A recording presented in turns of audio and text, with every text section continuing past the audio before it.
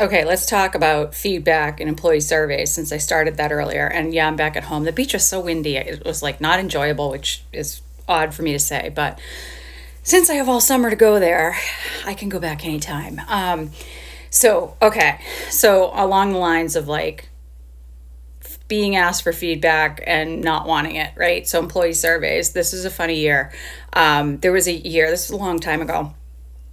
Our site got like roasted with like a lot of negative feedback about like the leadership team, not the team I was on, but the one we were reporting to. Like, I don't know, bad enough that like HR came and visited the site and like we had to do all these like projects and improvements and like I don't know, within 6 months the whole like leadership team had been turned over and replaced. So it was bad. The environment was really bad and I remember it very well, and like every manager was talking about it and complaining to me and sharing their thoughts with me. That was not uncommon because I'm an empathetic person and I can sort of see both sides to things. People often sought me out for advice or just listening. So at any rate, it was bad. And like, I knew like everybody's thoughts on it.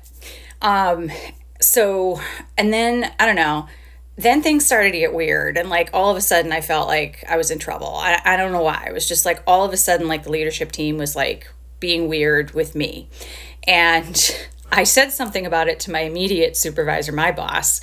I was like, something weird is going on. Like all of a sudden, like, I don't know. I feel like people aren't talking to me. There's a lot of conversations going on behind closed doors. I'm not in that. I don't know. And she said, she's like, I shouldn't tell you this, but don't put comments in the employee survey. And I was like, what are you talking about? Like, I didn't even remember if I did put comments in or not. And she goes, there was a very well written comment in there and everyone knows it was you because it was so well written. And I was like, okay, I don't remember. And also, what does that say about how you feel about all of my peers in terms of like they're illiterate and they're not well spoken or well written? Like, you're assuming that if there's a well written comment with like no grammatical or spelling errors, it could only be me, okay? That none of my peers were capable of that.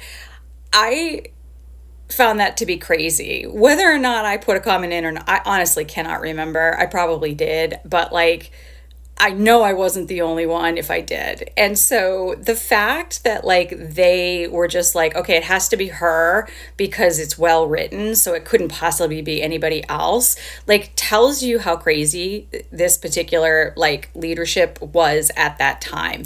That it was just all pinned on me. And I was like, oh, it's my fault that like the site's in trouble, not the fact that like the environment was so poor because we had some very like poor leadership at that time, like including somebody who had like a drug addiction problem and like had to get fired. So like it was comical looking back on it. And then after this, like all of the managers were like put in a room and like the survey comments were read to us as though this was our problem, right, to solve. And then we were told, like the leadership like left the room, or as they were leaving the room, they were like, okay, now you guys have to solve it. We're leaving the room. All of you managers talk and figure out how to solve it. And so all these managers are like confirming that like, yes, like I probably put that feedback in there. It's been really bad. They were sharing like their opinions and their thoughts. And like I was empathizing, and kind of the place I always took amongst these groups was that like if everybody was complaining or whatnot, like I was kind of synthesizing that information. I was empathizing with them. I may have been trying to explain another side. But then I would start to hear the patterns of different themes. And so I would sort of like recap verbally, like okay, so this is what I'm hearing. It sounds like we have a few different buckets of themes. And so, okay, what you four said really fits into this bucket. You three over here is a little of this bucket. And so like I'd kind of do this recap and summary in conversation with folks, because that's how I process things. And then it's like, if you want me to go out and solve a problem, I've got like 4 themes that I'm going to focus on and that I'm going to work on with my teammates to help our leadership team. And so then after that, we all started getting asked by the different leaders we all reported to. We started being asked what was talked about in that meeting. And like, I was just sort of like, oh, okay, well, there were some themes that came up like this, nothing uncomfortable for me to do. I was like, there were some themes that came up around this, and this. And I didn't name anyone. I wasn't like, Joe feels this way and Matt feels this way. Like, I didn't, I was just like, there was a lot of feedback shared. There's some common themes and things I think that we could address. Well, other people, so I always kind of played the role of like the voice for everyone, right? Now, this is a lesson that I want to share. Like, don't do that. Like, it's okay if somebody asks your opinion or your whatever, give it or don't. I already just shared like 80% of the time, it's probably not a good idea.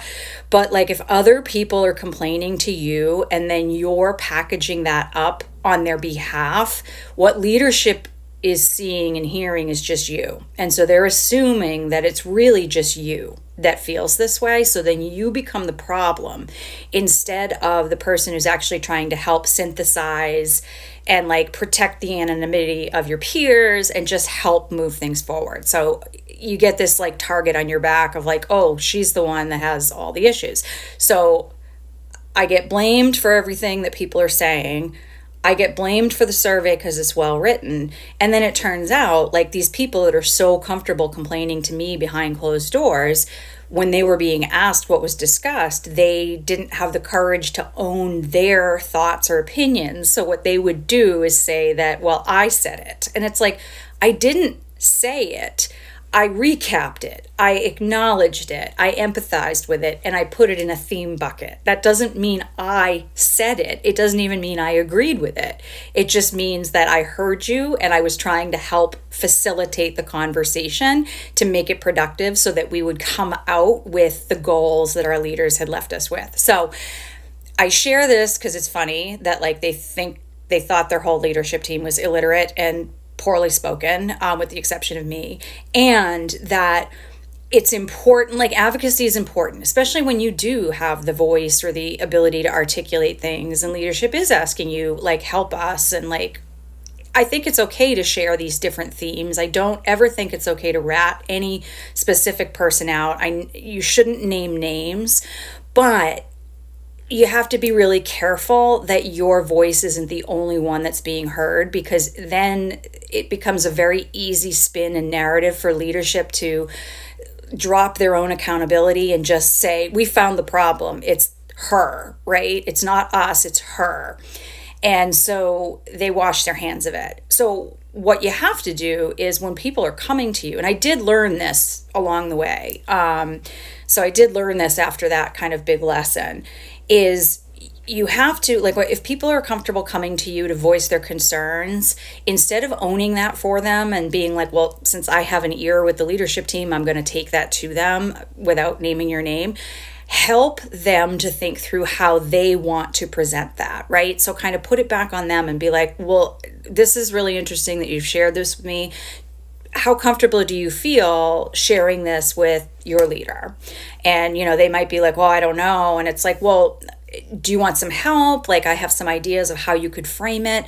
But like, I think, if you really feel this passionately, I think you should have this conversation. So really help to coach them to feel comfortable raising the issues on their own. And that can helps develop them as leaders, but it also kind of takes the heat off of you. Like, you're actually not trying to do anything wrong. You're trying to be helpful and you're trying to be a good teammate and you're speaking on behalf of your peers, but you're getting like targeted behind the scenes as like a bad apple, when your intentions are solely good.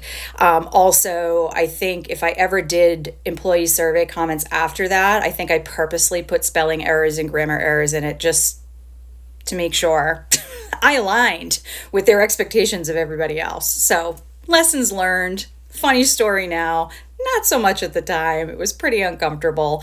I hadn't done anything wrong, but I definitely took the heat for a lot of things until leadership realized, like, bigger leadership was like, no, there really is a problem with the leadership team, and they replaced them. But it was painful getting there.